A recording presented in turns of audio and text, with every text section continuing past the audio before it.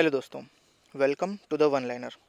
दोस्तों, ये हमारी एनएमडीसी मेंटेनेंस असिस्टेंट इलेक्ट्रिकल वाले कैंडिडेट्स के लिए पहली वीडियो है। आज से हमने इलेक्ट्रिकल के लिए मोस्ट इम्पॉर्टेंट क्वेश्चंस की सीरीज़ चालू की है, जो कि आपको चैप्टर वाइज मिलते रहेगी। और आज ये हमारी पहली क्लास है, तो आप लोग ज़रूर बताइएगा कि आपको ये क्लास कैसी लगी। और अगर वीडियो आपको अच्छी लगे तो इसे लाइक और शेयर ज़रूर कीजिएगा। तो दोस्तों, पहला टॉपिक है आज का कि एनएमडीसी में पूछे जाने वाले न्यूमेरिकल क्वेश्चंस। तो दोस्तों, एनएमडीसी में बहुत ज़्यादा हाई लेवल के न्यूमेरिकल क्वेश्चन नहीं पूछे जाते हैं। तो हम लोग जो जो क्वेश्चन पिछले एग्ज़ाम में पूछे जा चुके हैं उनको डिस्कस कर लेते हैं। तो दोस्तों, सबसे पहला है कि व्हाट इज़ सीरीज सर्किट, यानी कि सीरीज सर्किट से रिलेटेड न्यूमेरिकल क्वेश्चन पूछे जाते हैं। तो दोस्तों, इसका सीधा सा आंसर ये है कि दो या दो से अधिक रेजिस्टेंस इस प्रकार जोड़े जाएं कि पहले रेजिस्टेंस का दूसरा सिरा और उसके बाद वाली रेजिस्टेंस का, यानी कि सेकंड रेजिस्टेंस का पहला सिरा आपस में जुड़ें, और सेकंड रेजिस्टेंस का सेकंड सिरा और थर्ड रेजिस्टेंस का फर्स्ट सिरा आपस में जुड़ें। तो इस प्रकार ये एक सीरीज़ कनेक्शन बनाते हैं। तो दोस्तों, ये आपको इलेक्ट्रिकल के इंटरव्यू में भी काम आएंगे काफ़ी। तो ये आईटीआई वाले स्टूडेंट्स के लिए भी काफ़ी इंपॉर्टेंट है। अब आता है दोस्तों अगले कि पैरेलल सर्किट कैसे कहा जाता है। तो इसका साधारण सा एक डेफिनेशन ये हो सकता है कि दो या दो से अधिक रेजिस्टेंस को इस प्रकार जोड़ा जाए कि उनके रेजिस्टेंस का पॉजिटिव साइड एक पॉइंट पर मिले तथा नेगेटिव साइड दूसरे पॉइंट पर मिले, तो इसे पैरेलल सर्किट कहा जाता है।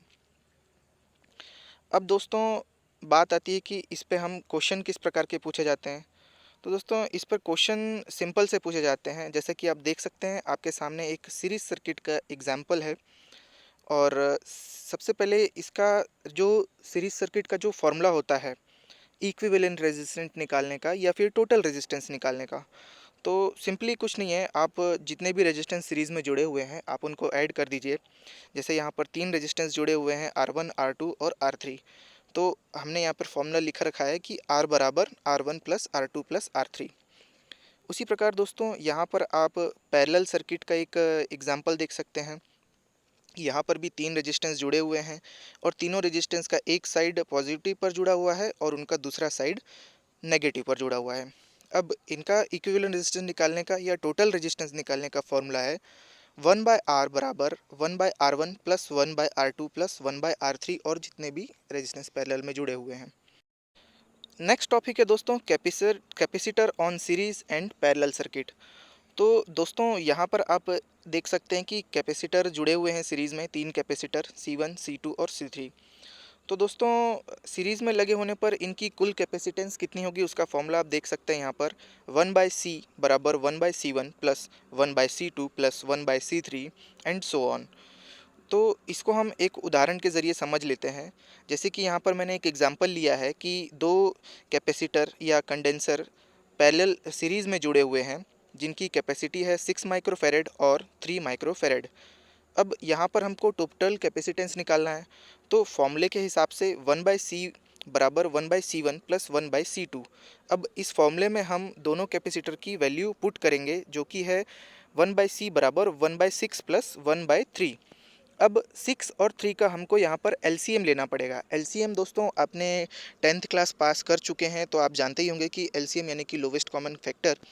अगर आपको एलसीएम निकालना नहीं आता है दोस्तों, तो मैं वो भी बता दूंगा, आप कमेंट सेक्शन में बता सकते हैं।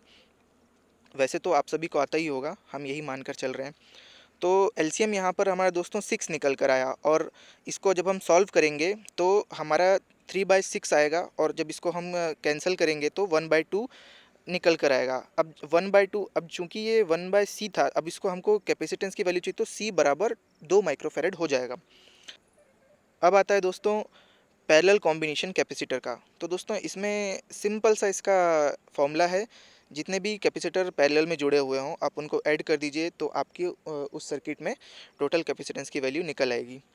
इसको भी हम एक उदाहरण के ज़रिए समझ लेते हैं। जैसे कि तीन कैपेसिटर यहाँ पर जुड़े हुए हैं, 12 माइक्रोफेरेड, 20 माइक्रोफेरेड और 30 माइक्रोफेरेड के। दोस्तों, ये क्वेश्चन आपको सॉल्व करना है। आपके सामने टोटल कैपेसिटेंस का फॉर्मूला लिखा हुआ है, आप इसे सॉल्व करके कमेंट सेक्शन में आंसर ज़रूर बताइएगा।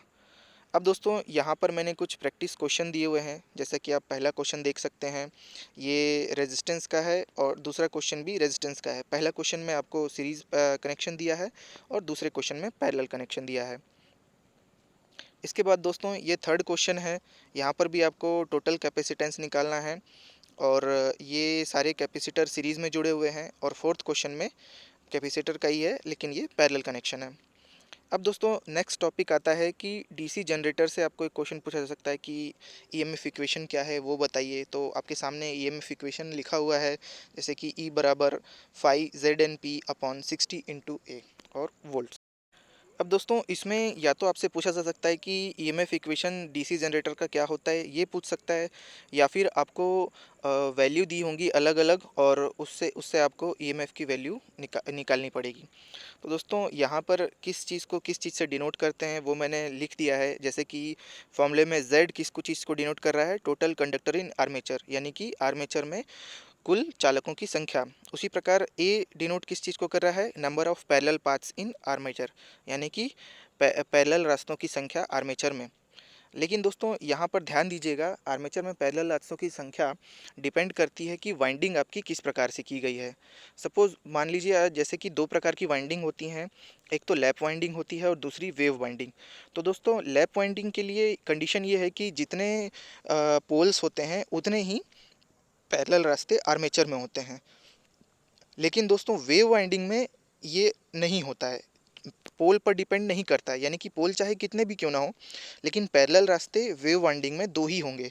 तो आपको पी की वैल्यू वाइंडिंग किस प्रकार की की है उस पर डिपेंड करेगा। तो पी बराबर नंबर ऑफ पोल्स है यहाँ पर, एन बराबर स्पीड ऑफ आर्मेचर, यानी कि आर्मेचर की घूमने की स्पीड कितनी है आरपीएम में, ई बराबर इंड्यूस्ड ईएमएफ को दो डिनोट कर रहा है, और फाई मतलब फ्लक्स प्रति पोल इन वेबर्स। तो ये सभी वैल्यू आपको एग्जामिनेशन में एग्ज़ाम के पेपर में दी होंगी, आपको बस फॉर्मूले में पुट करना है और ईएमएफ जो इंड्यूस हुआ है उसको निकालना है। आई होप दोस्तों आपको ये सेशन अच्छा लगा होगा। अब दोस्तों यहाँ पर हमने एक और उदाहरण ले लिया है, जैसे कि इंड्यूस्ड ईएमएफ, हमने अभी अभी फॉर्मूला जाना कि डीसी जनरेटर का इंड्यूस्ड ईएमएफ का फॉर्मूला क्या होता है, लेकिन अब उस चीज़ को हमें प्रैक्टिस भी करना है। तो यहाँ पर मैंने एक आपको एग्जांपल दे दिया है कि एक 4 पोल का डायनामो है, यानी कि डीसी जनरेटर है, जो कि 1000 आरपीएम पर घूम रहा है और आर्मेचर पर 75 स्लॉट हैं तथा प्रति स्लॉट 8 कंडक्टर लैप वाइंडिंग में जुड़े हुए हैं। यदि फ्लक्स प्रति पोल 0.064 वेबर्स है तो इंड्यूस्ड ईएमएफ ज्ञात कीजिए। तो दोस्तों यहाँ पर आपको इंड्यूस्ड ईएमएफ फाइंड करना है और यहाँ पर किस किस चीज़ का क्या क्या वैल्यू है मैंने सभी लिख दिया है, जैसे कि P बराबर 4, A बराबर 4 क्योंकि ये लैप वाइंडिंग है, और N बराबर स्पीड घूमने की आर्मेचर की आरपीएम में दी हुई है, फाई फ्लक्स प्रति पोल है, Z आर्मेचर के में कंडक्टर की संख्या, और सिंपली हमने यहाँ पर बस फॉर्मूले में वैल्यूज़ पुट की हैं और सॉल्व करने के बाद हमारे पास इंड्यूस्ड ईएमएफ की वैल्यू 640 वोल्ट्स आ रही है।